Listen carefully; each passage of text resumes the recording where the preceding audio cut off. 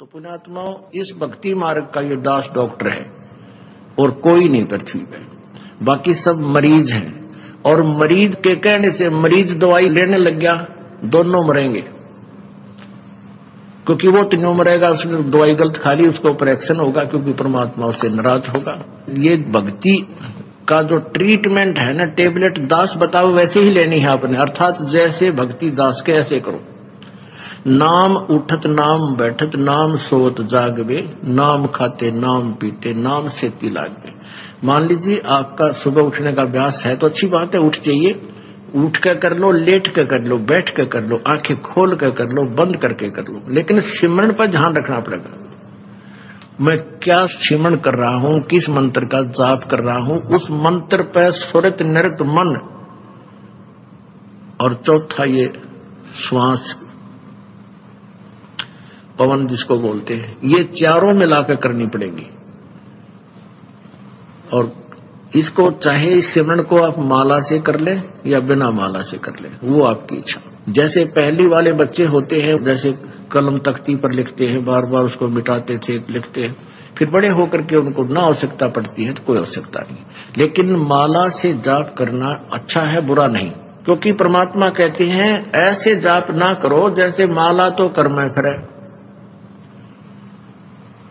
और जीव फिर मुख माही, और मनवा तो 14 पर ये सुमन नहीं। माला आपके हाथ में है, आप मणियां तो फेर रहे हो, मन का फेर रहे हो, और जीभ भी बोल रही है, मन उस पर लगा नहीं, तू बोल क्या रहा है, कहते ये सिमरन नहीं है।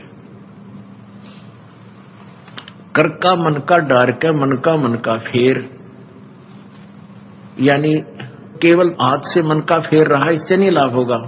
मन को इस श्वास के ऊपर लगा, यानी सांस का सिमरन करते हो तो आपको ये ज्ञान होना चाहिए मैं बोल के रहा हूं। जैसे सुमन करते हो, बाहर कौन सा मंत्र बोल रहे हैं, छोड़ रहा हूं, उसके ऊपर ध्यान हो, मैंने श्वास से क्या बोला, और जब जाप है ये बोल के नहीं करना। यानी इसको सुरत और शब्द अभ्यास कहते हैं। सुरत और शब्द, शब्द तो ये मंत्र है, ये जैसे बाहर छोड़ा उस शब्द पर ध्यान लगावे, तो सुरत शब्द ये अभ्यास करें। सिमरन जब करे तो आपका नाम के ऊपर ध्यान हो, चित्त हो, तो वो सिमरन सही है। अंदर कौन सा लिया, क्या बोला, तो ये तो सिमरन है सही। और वैसे आप श्वास चल रहा है, आप ध्यान कहीं घूम रहे हो, कहीं जा रहा तो वो नहीं। जैसे आप प्रथम मंत्र जाप करते हो, उसमें भी मैं क्या बोल रहा हूं, पहला मंत्र क्या बोला जा रहा है, दूसरा भी, तीसरा भी, उसके ऊपर ध्यान रहे मैं क्या बोल रहा हूं। और रह रहकर ये भी कभी कभी याद आ जाए कि आपको ये पता हो कि ये प्रथम मंत्र किसका है, दूसरा किसका, तीसरा, चौथा, पांचवा, ये किस किस देव शक्तियों के हैं, ये भी आपको ध्यान में रह रहकर एक जीवन आ जाना चाहिए। अन्यथा जैसे बोल रहे हैं उस मंत्र पर अवश्य ध्यान रहे मैं बोल क्या रहा हूं। प्रथम मंत्र उच्चारण करके भी कर सकते हो, लेकिन ध्यान अवश्य रहे, मन मन में भी कर सकते हो। और जो दूसरा मंत्र सतनाम है, इसको केवल श्वास से किया जाता है, उस पर भी ध्यान रहे मैं बाहर क्या छोड़ रहा हूं, अंदर कौन सा लेना है। 2 अक्षर का होता है ये सतनाम, एक अक्षर बाहर छोड़ना होता है, एक अंदर लेना होता है। तो मैं क्या बाहर छोड़ रहा हूं, क्या अंदर ले रहा हूं, कौन सा मंत्र मैंने जाप किया है, उस पर चित्र है, वो शब्द रहे, सुरत शब्द, उस शब्द पर या सुरत रहे, ये ध्यान रहे, इसको सुरत शब्द अभ्यास कहते हैं। ये दूसरे नकली पंथाड़े कहते हैं सुरत और शब्द का ध्यान करें, 2.5 घंटे सुबह, 2.5 घंटे शाम में बैठ जाए, कोल्लू सा गाड़ गए, और फिर कहते अंदर शब्द सुनना है, ये सुरत शब्द अभ्यास है।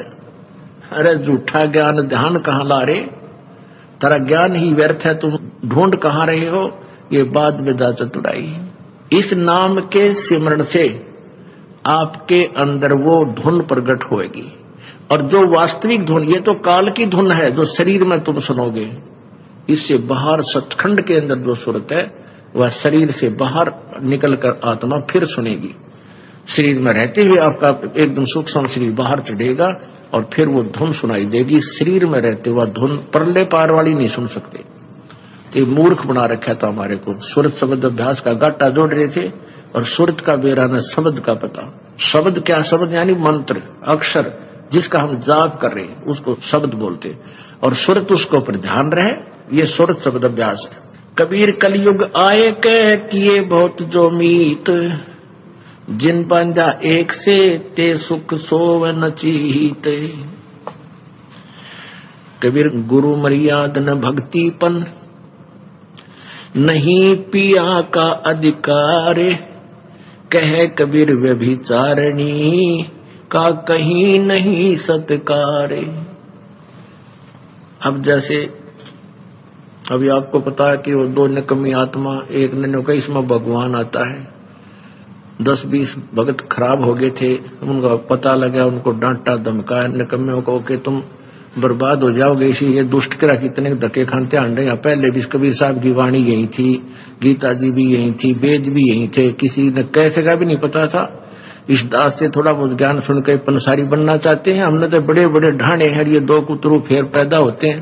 कहते हैं संगत माए कुसंगत उपजा, जैसे बन में बांस, पाग किस आग लगा दे करे बनखंड का भी नाश। ऐसे दुष्ट टाइप के इंसान होते हैं जो संगत में से कुसंगत उपजती है, जैसे वन के अंदर बांस उग जाता है। वन में बांस होता बम्बू, वो क्या होता है कि जब तेज हवा चलती है तो ऐसे थपेड़े लगते हैं, वो ऐसे आपस में घिस के और उन बांसों से आग लग जाती है और पूरे दावानल का रूप धारण कर लेती है, पूरे बनखंड को, पूरे जंगल का नाश कर देती है। कहते हैं ऐसी नकमी आत्मा जो होती है वो संगत में से कुसंगत उत्पन्न हो जाती है, वो आपस में बकवास करके पूरी संगत का नाश कर देती है। तो ऐसे कीड़ों से भी हमने सावधान रहना चाहिए। कोई भी भक्ति मार्ग का आपको गाइडलाइन दास देगा, अन्य कोई नहीं दे सकता।